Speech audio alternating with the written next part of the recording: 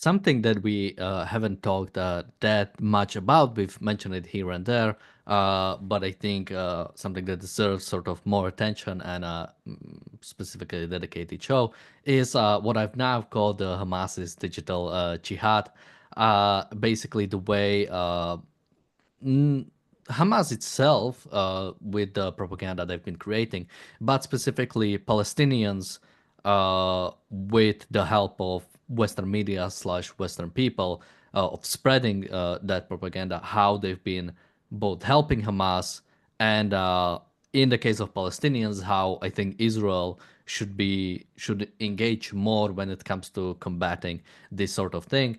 We'll talk about what they are doing right now, and I think the way, sort of the wrong way of like going about it. There's a bunch of things we can go through. Joining me today is Marco and Richard.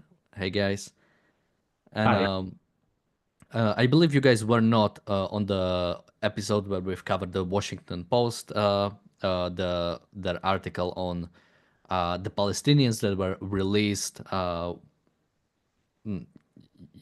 some of the Palestinians that have been released, and one specific one caught my attention that I want to mention here. Read a little bit from the article, and then I'll go to you guys.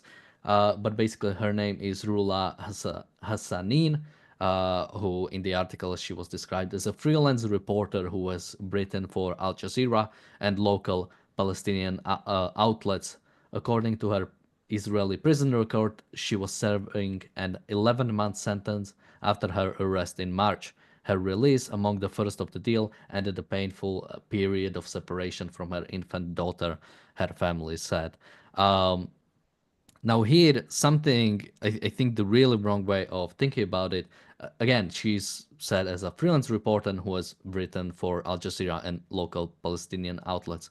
So already, Al Jazeera is a state media run by Qatar that has specifically the Arabic version has pretty much worked as a propaganda tool for Hamas or has helped. Qatar is a sponsor of Hamas. These two things work hand in hand. When it came to banning Russia Today after the invasion of Ukraine, that was pretty much an obvious thing to do for many European countries. Even I believe in America, the Russia Today counterpart was banned. But when it comes to Al Jazeera, again, we don't see sort of the similar thing. And in the West, many people are sort of defending the so-called free speech rights when it comes to Al Jazeera. When it comes to Palestinians, I mean specifically this one, she was put in prison for inciting violence on Israelis. She was celebrating, and we see that this even now. Many people are celebrating with Hamas flags the release of terrorists. So start with you, Marco. Basically, what do you make of both this release? I mean, in some way, the release itself was unfortunately non-brainer. She only had like an 11-month sentence, and I believe she served like 8 or 9 months out of it. But yeah, what do you make of like people that do sort of make propaganda for Hamas, which should be thought of as that's the enemy. We are fighting an enemy, and any citizen that, in a sense, is supportive of it, and we know that directly is supportive of it, I think should in some way pay. But yeah, what do you make of it? Well, as far as supporting Hamas goes in terms of propaganda, well, we can include most of the Western country, certainly the Labour Party and the British government right now, because they don't make a secret about the fact that really they are supporting Hamas and they are deeply anti-Semitic in their DNA. But regarding the release itself, well, I begin to wonder why Israel is actually fighting a war, why Israel is going after these people who are inciting violence, because in the end, they'll be released. They know very well, first of all, they get a very light sentence, and second, they get released as soon as some hostages are taken. And we've been, well, they've been teaching Hamas that taking hostages is something which is valuable because always ends up in effectively giving something back to Hamas when it comes to Israel responding. If Israel responds and becomes a bit too violent, they start claiming, victimhood status, and then they ask for negotiation, and they ask Israel release some of our people, i.e., terrorists, and in exchange we give you the people we've taken from their homes in Israel. I mean, this thing is done. Israel is really not coming out very well here. Israel is effectively surrendered to Hamas, and the fact that the West is doing this shouldn't really be a deterrent for Israel to defend itself. If the West decide to support Hamas, where is their problem? Israel should carry on and defend its own citizens and make sure that every time there is an attack from Hamas or any other Islamic nutter in the area, they respond with force and literally destroy whoever was responsible in a matter of days, certainly not over a year and a half, but by causing the loss of hundreds. I think over 800 soldiers died since the beginning of the retaliation after October 7th. And despite this, all these lives have been effectively wasted. These people have been sacrificed for in order to agree another appeasement with Hamas, in order to breach another compromise with them, whereby they get back their terrorists in exchange for the innocent people who were taken in Israel. And these poor guys, 800, more than 800 soldiers, have died for nothing.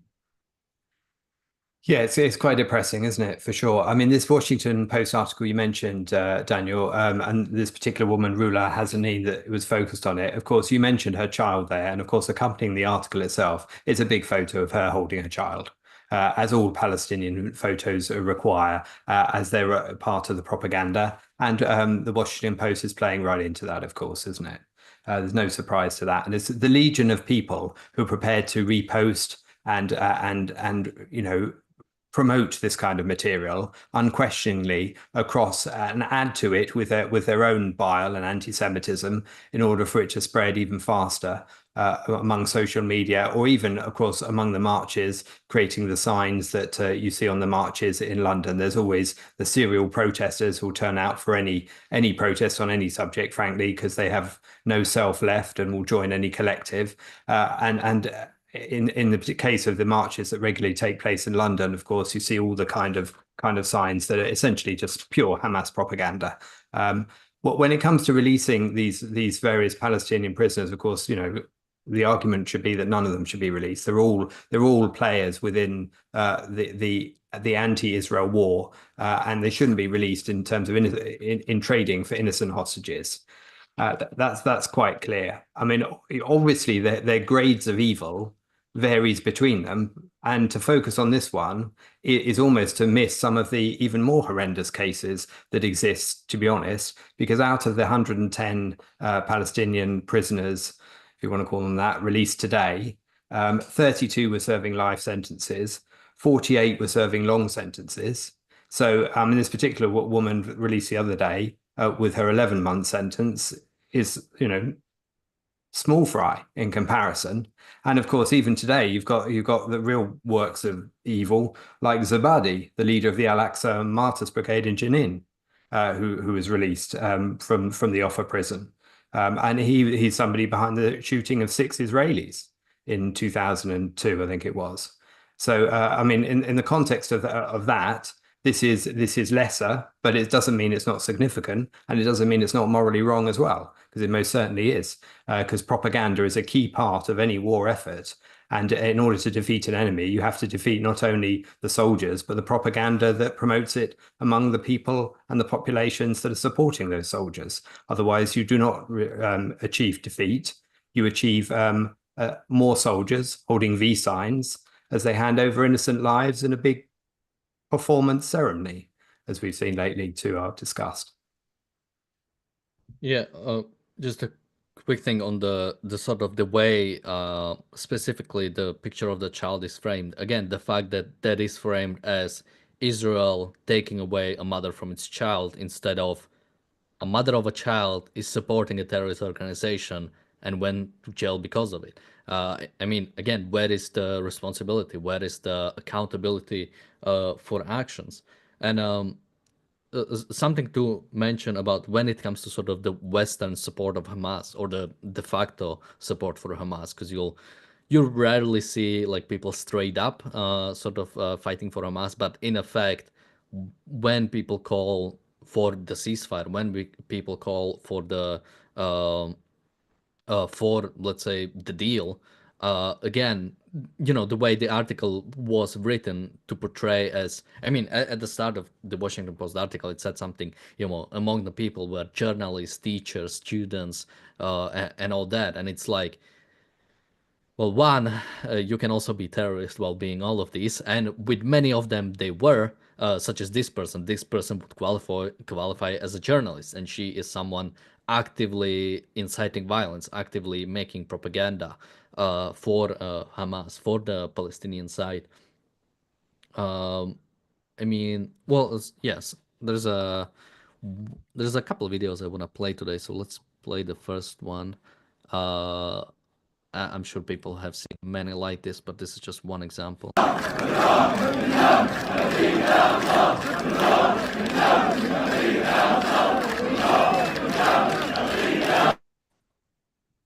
So this was, I believe, from yesterday. Oh no, I think this one might have been from last week during the last sort of exchange.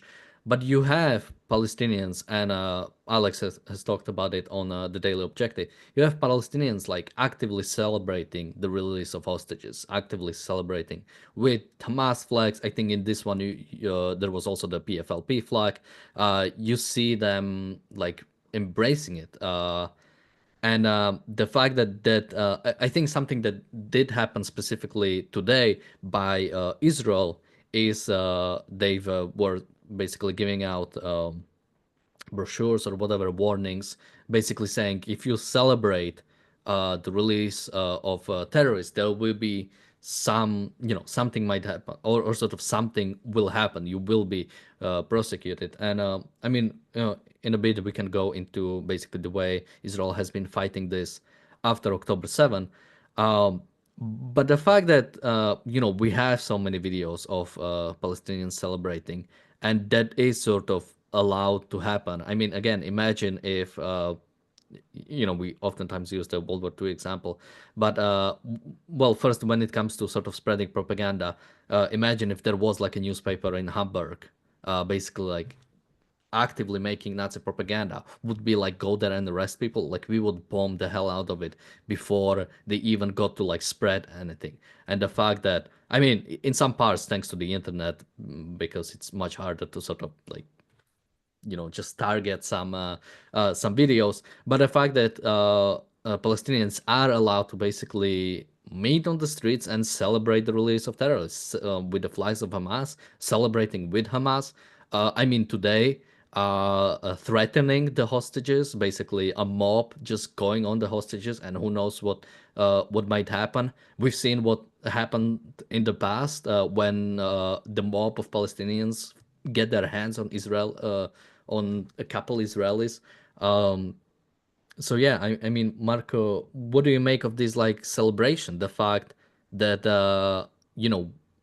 Israelis can hear them. Israelis know they are happening, and they are, in a sense, basically allowed to happen. Um, there was one other video I wanted to play, but I couldn't get it. Basically, but it was similar to this one. Like these are basically Nazi rallies. Like there is no, you could think of them in that way, and the fact that we look at them and it's like, well, what can you do? Well, they're clearly performances, aren't they? Because these people who worship death, these people who caused so many deaths on October 7th and have been killing Jews since, they do not value life, so that they don't celebrate the return of the of the terrorists that were held in the Israeli jails. All they're doing, they're effectively celebrating the victory that Hamas has scored on Israel. It's not an accident that today they chose the swap of hostages in Khan Yunis, which is exactly where Sinwar was from and where Sinwar was killed. They are effectively forcing Israel to broadcast a massive propaganda advertise for their cause. It's not a surprise that in the last, as Blinken said a couple of weeks ago, in the last few months, Hamas has seen increasing recruitment between 10,000 to 15,000 new people. So Hamas is by no means destroyed, as Netanyahu would like us to believe. This deal is doing anything at all in order to foster peace. In fact, it's creating more and more hate towards Israel, and more fervor from these extremists, these genocidal maniacs who are the Palestinians. By the way, Palestinian is just a political organization. The Palestinians are not an ethnicity. It's effectively a political party, the anti-Israel party. And everybody who supports a Palestinian cause effectively take the side on a political fight. They decide to be on the side against Israel because whether they're anti-Semitic, like most of the Labour Party here in Britain, or whether they're simply hating success, simply hating the fact that the little Israel is actually showing how a civilized country can behave in the Middle East, and effectively showing how much the Islamic culture is so incompatible with the prosperous way of life. We could go on forever explaining why these people do not deserve a state, do not deserve even a recognition as civilized people, to be honest. But again, the West and lots of institutions in the West are taking part in this political fight, if you like. They are announcing very clearly that they hate Israel and they would like the Palestinians to take over. They would like Israel to fail because Israel represents something that they do not want to see. They do not want to see freedom in the Middle East. They don't want to see freedom as a general outcome in the West itself. These people hate life. These people just want subjugation. They want human beings to be effectively slave to their own whim, and they want to be, the people who determine what life is and how people should live. Now, on this point about this 10 to 15,000 people joining Hamas in recent times, and the fact that the numbers are growing, which in itself is arguably a piece of Hamas propaganda, and you can't totally know how big it is, but it's a sizable number. And of course, this is what gives lie to the propaganda argument, which tries to entertain contradictions all the time. It tries to tell you that the Palestinians are different from Hamas, implying they don't think the same way as Hamas. So why would they want to sign up and join them? And of course, in the kind of footage you just showed us, we just saw, why would they be celebrating? That is what defeat looks like, is it? When lots of people gather together to wave the flags of the side they support and to cheer like that. That is hardly defeat, is it? And that is evidence that they're not defeated, and that the propaganda is succeeding because of Israel's capitulation to their evil in the first place. With this point about dropping leaflets, the IDF dropping leaflets and encouraging, the Palestinians not to turn out for parades and stuff, is like trying to protect the Palestinians from themselves. It's like trying to protect Palestinians from their own bad PR. So why should the IDF and Israel be trying to make sure that the Palestinians aren't evidently supporting Hamas on camera, which is exactly what they do all the time, when that is the reality and the truth, and that this is the reality that you've all been hiding from, pretending is untrue, and therefore doing a ceasefire deal off the back of in the first place. And of course, when it comes to protests generally, this is nothing new, is it? We've seen protests celebrating the violence of Hamas throughout the whole thing, including on October the 7th itself, including here in London, in places like Acton in West London, for example, among many other places, where people were actively on the streets, tooting, cheering, waving the flags of jihadis.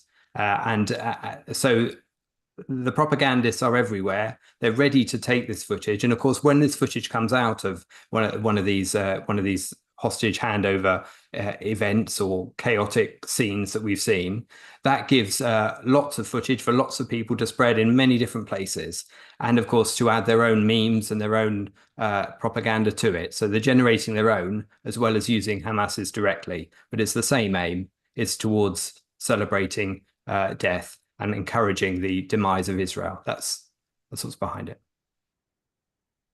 Now, going into sort of the way Israel has been combating it, so after October 7th, there was like a special division created basically to monitor social media, to monitor basically incitements for violence, because we've seen a rise of it. And I believe part of it is basically trying to, again, cooperate with West Bank officials, trying to cooperate with the Palestinian Authority to basically, you know, check what the because if you just see one post, you have to still check what else are they posting, are they actively trying to incite it. And that's this like weird sort of like situation you are in where Palestinian Authority, the way the Martyrs Fund, for example, is set up, the fact that basically you get paid if you kill Jews or if you attempt to kill Jews, or your family gets paid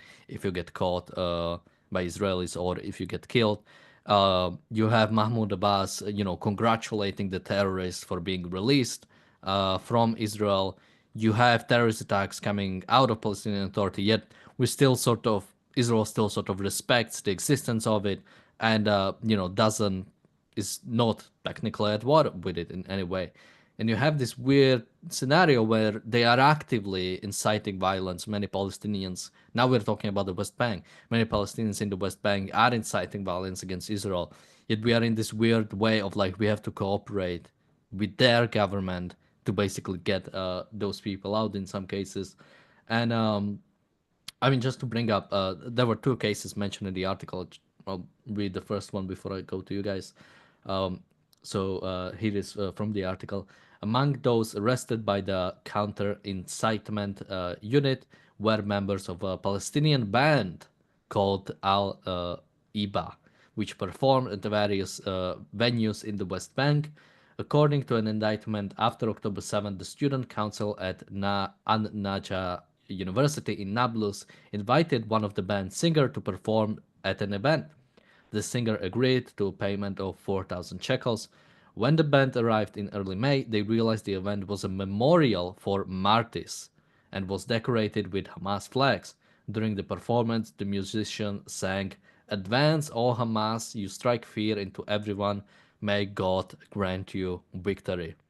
Now, I'll bring up example from Slovakia. There is this children's band called Patsy Pats, which means like pause. Uh, they went to an event and they realized the event was sponsored by one of the political parties. Now they didn't care which political party it was, but because they are a children's band, they refused to do a political party, basically, work for a political party, and it was a big deal. Now you have a band that comes in and realizes this is a celebration of Hamas. This is a band. This is a ceremony for a terrorist organization. Now it's mentioned they didn't know about it, yet they still perform. And had like songs about again celebrating Hamas, celebrating again specifically martyrs. Martyrs mean people who died in the pursuit of destroying Israel, and and yeah, again, Israel is supposed to be at some sort of like peace with Palestinian Authority. It's supposed to somehow work with Palestinian Authority, which is supposed to be the moderate one, the milder one we are supposed to work with when it comes to establishing the Palestinian state. Again, I think there is a bold discount on the Israeli side about what things like this achieve on the Hamas side, on the Palestinian side, and also the way the West talks about it as this is like a free speech issue, like you should be able to, speak out freely. This is like people, again, actively working for terrorist organizations to basically spread awareness of it or celebrate what they are doing. Um, I mean, I don't know how much you can even like add to that because it's so ridiculous. But Marco, anything to say about either about specifically the case of this band, or more broadly the way Israel is trying to sort of fight this? Well, to be honest, the metaphor of rearranging the decks on the Titanic after they hit the iceberg comes to mind. Really, anti-incitement unit. What people post online is the main issue they should focus on. Is it? It's not the fact that you got um, what, a couple of millions jihadis on the other side of the border ready to attack you at any point. It's not the fact that with the with the implementation of this deal, so-called deal, effectively you're providing hours and hours of propaganda footage to the other side to show how weak Israel is and how worthwhile it is to butcher over 1,000 people and take a hostage and still keep the hostages right now. Um, just look at the line of people moving back to North Gaza. All the poor Palestinians with the little chattels and the little bags carry out, walking up the road. Look how bad Israel is that displaced all these poor people. Well, these poor people are the people who are still holding the hostages right now.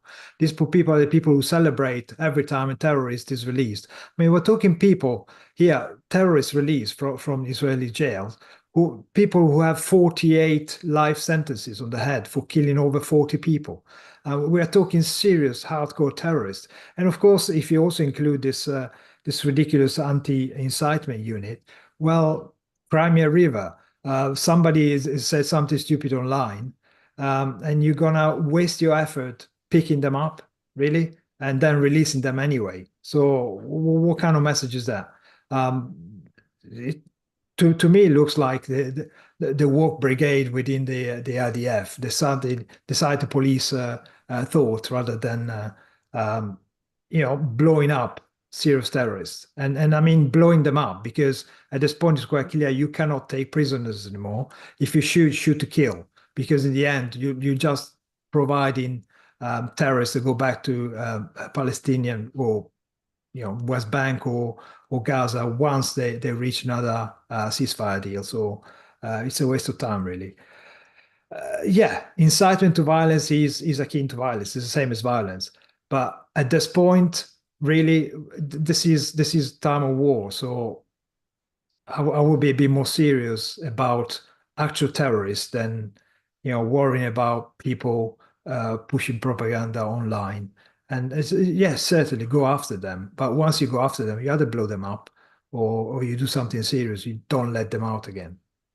I mean, integrity involves acting on your principles, acting on your convictions. That is the key to it. And that applies to whether we're talking about this band playing anyway, despite finding out. It's not really clear whether they were horrified at this or were happy to take the 4,000 shekels or not. It's a bit woolly, isn't it? But either way, you've got too much evidence of people not living by integrity. You've got the fact that people set up these kind of units, but as Marco said, then end up releasing people later on in exchanges for hostages or after they've done even more heinous acts off the back of starting with that kind of propaganda. It's a bit the same here in the UK, where the focus after some of the incidents in Southport, for example, is suddenly on how people obtain knives, even kitchen knives, how they order them from the internet, and that's the problem. It's everything to avoid looking at the real issue and to avoid acting upon the real issue. I think in the course of today, particularly when you've seen one of the worst sets of propaganda footage, and the picture that you've put on today's episode is particularly key to that, showing the crowd all gathered around the hostages and the fact that they are, as you pointed out in the Daily Objective, it's hard to see if they're actually going to be lynched by those very innocent Palestinians that aren't the ones holding the Kalashnikovs and the giant weapons. So they're the ones being pushed back, it would seem. But in the course of that, today I did notice, and I think we should underline this fact, that there was a key piece of propaganda that should be heard quite loudly because it's in Israel's favor. And to call it propaganda is obviously wrong. But I mean, it's the fact that Hamas admitted today that Mohammed Daif was killed.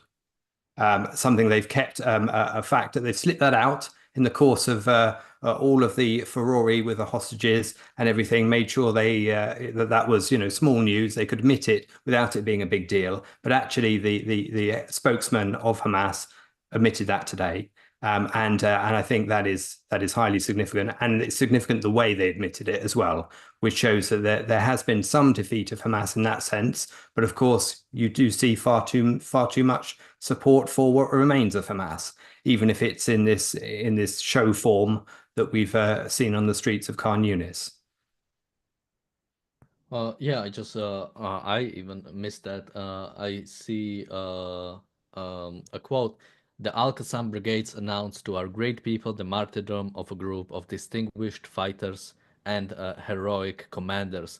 Abu Obeida, spokesman for Hamas's armed wing, announced in a video statement naming Commander Mohammed Deif, Chief of Staff of Al-Qassam Brigades, and Commander Marwan Issa, Deputy Chief of Staff among them. So yeah, basically, not um, not redacting their name when they came out with a list, which is actually true. We didn't have a confirmation from Hamas, which we did in some other instances. So yeah, that's definitely great to hear. And of Uh, course, they were using that for a long time in the international courts, weren't they, to as a balance for trying to arrest Netanyahu, keeping Mohammed Deif's name on the opposite side of the scales, as if, oh, well, they're taking one from each side or a couple from each side. So yeah, it should have a light shone on it, that's for sure. Yeah, especially with that now meaning that there is not a single Palestinian leader that has an international court going after him or doesn't have the warrant, sorry, after him. Because originally it was Mohammed Deif and who else? Was Bar it and Days, yeah. Sinbar? Yeah. Yeah, yeah. Wait, was that before Sinbar was killed? Yes, it was before he was killed. Yeah. Okay, okay, yeah. So yeah, it was for both of them. Both of them are dead. So let's see if we'll get more. And again, the fact that it was just the two of them, again, as if that's some sort of equivalence that we can see. Um, I mean, something you've mentioned about sort of like is Israel focusing on incitement instead of fighting terrorists.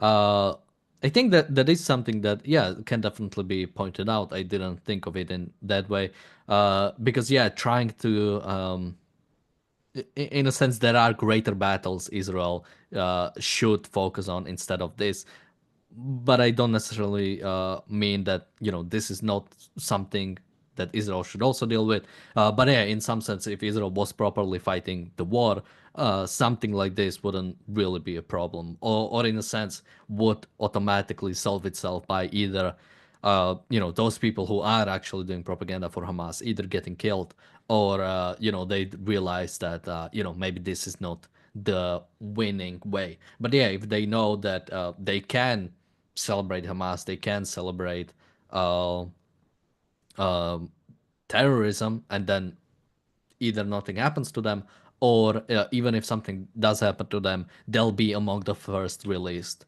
Um, so yeah, there was one more case I'll just mention. In another case, prosecutors indicted a 50-year-old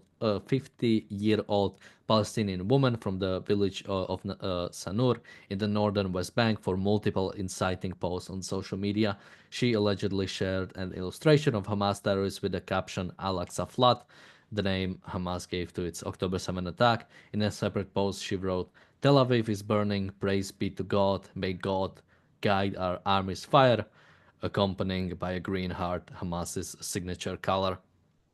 So yeah, well, that in a sense that is the result of Israel not really fighting the war, of people being confident about, well, Hamas is the one who is actually achieving. The fact is that Hamas has done more for the so-called Palestinian cause than Mahmoud Abbas pretty much ever did. After October 7, more people started acknowledging or sort of recognized the so-called state of Palestine. The world is fully behind the so-called Palestinian people, but pretty much behind Hamas. Everybody has been pressuring on Israel, saying they are committing genocide. Uh, going as far as redefining what it means, what genocide means, to argue against Israel. You had the UN going against Israel in pretty much every single occasion. Israel, in some ways, is more isolated today than it has been in a long time. So yeah, of course they would celebrate Hamas. Hamas is actually giving them what they want because Israel is refusing to really fight Hamas. Uh, Marco, anything to add?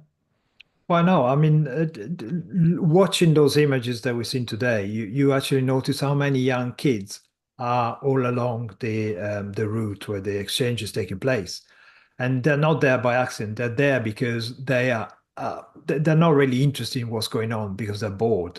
But they're there to admire the terrorists masked with guns because that's the way they've been brought up. They've been brought up in worshiping this kind of behavior. They've been brought up in killing um, innocent Jews, effectively, and they are literally there to soak in the atmosphere and to admire their heroes, the people in the green and black hoodies and face covering and holding guns, because they're probably thinking, I want to be like that when I grow up. And tragically, they will be like that when they grow up. And this is effectively not just sticking a finger to Israel from Hamas, but it's also a recruitment exercise. They're actually showing, join us, look at us. We defeated the big evil, and that's why this war is going to continue forever until one of the two parties decides, okay, let's be serious. And if one of the two parties is not Israel, that Israel will be the defeated one. And of course, after Israel, it's ours. We're already seeing all over the world what the effect of Islamism is. Today, for example, in Sweden, the guy who burned the Quran a few months ago was killed, because that's what Islam does. If you don't agree with them, they take you out. So our response should be taking them out before they take us out. These are people who hate life. These are people who do not value life at all. They're quite happy to kill you and die in the process, because to them what matters is death, the death of their enemies. They don't care what the price is to pay. And of course, on the international stage, you see Norway giving $24 million to back to UNRWA on the day that UNRWA is supposed to cease activities.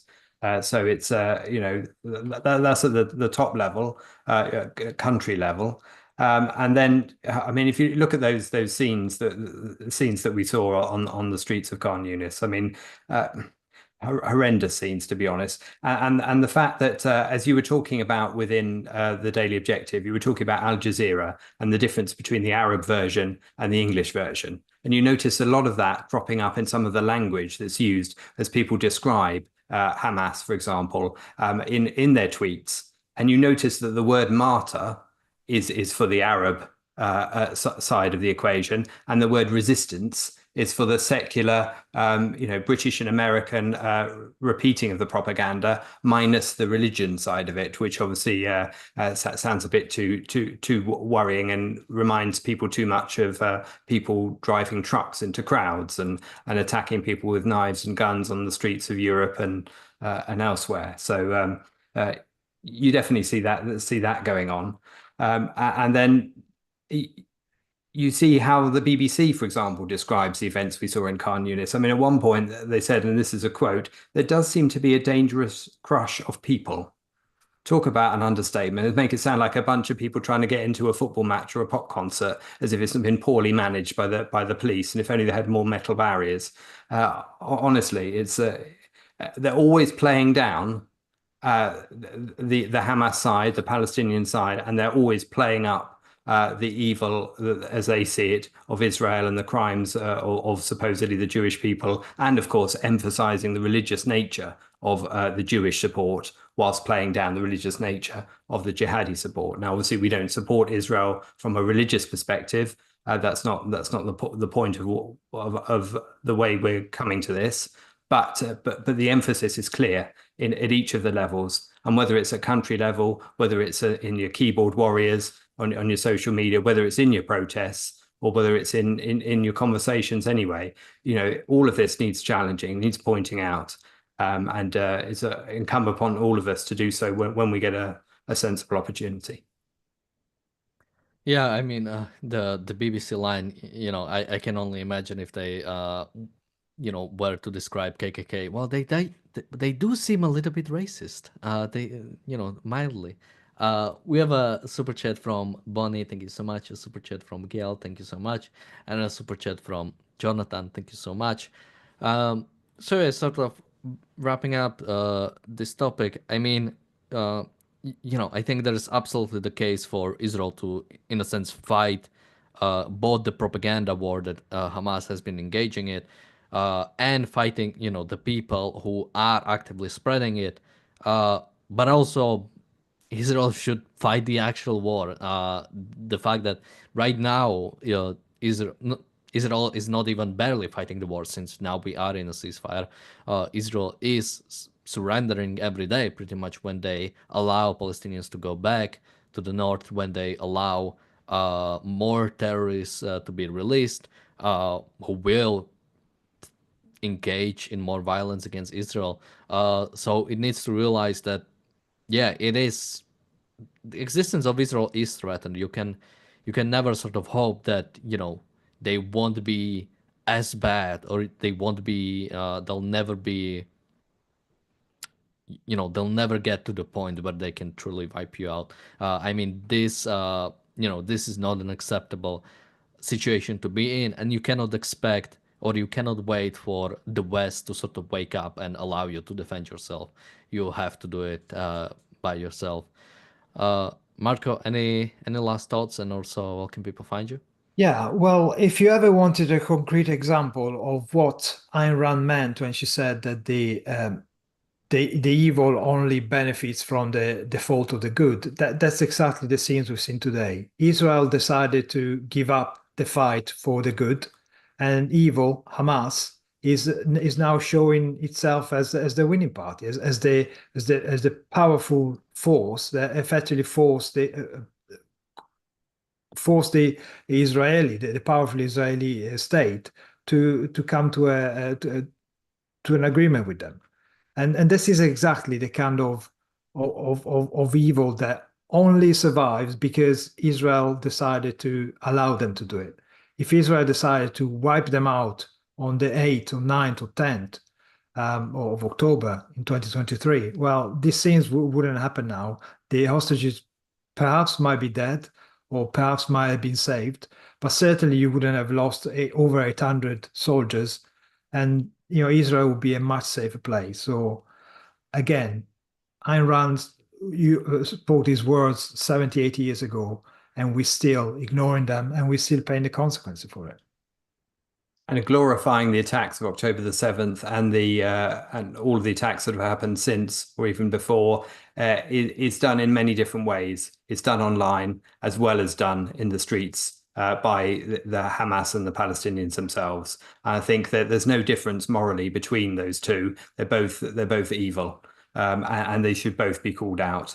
I think although Peikoff famously wrote a speech, or delivered a speech called "A Picture Is Not an Argument," the kind of scenes we saw today accompany the argument.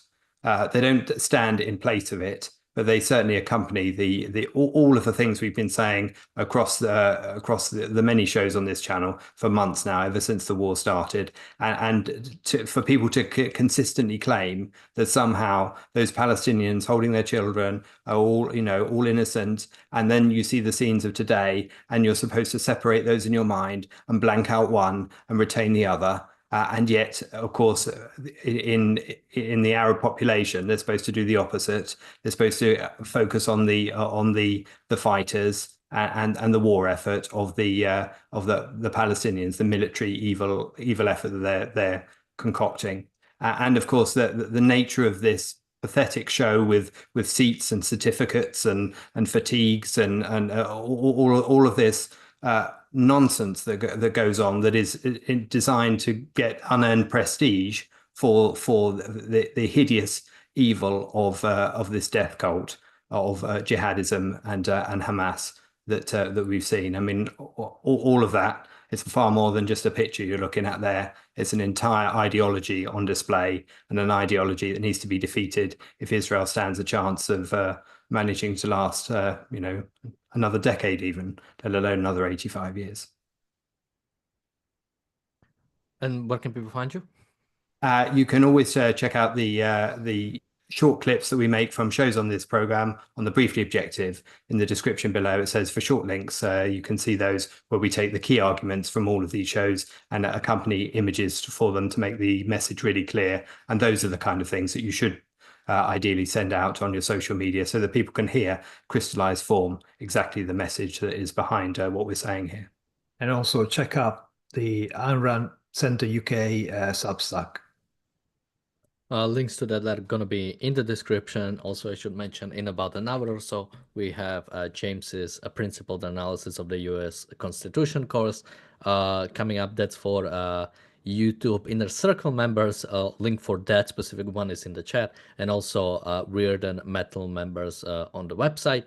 So make sure if you want to check that out. We're going to be talking about the 14th Amendment specifically, especially in the context of Trump's recent attempt to challenge one interpretation or one part of it. So make sure to join us for that. Thank you guys for joining me today. Thank you everybody for watching. We'll be back in an hour with James's course, and also tomorrow with another episode of the Daily Objective and the reality show. Bye-bye. Bye.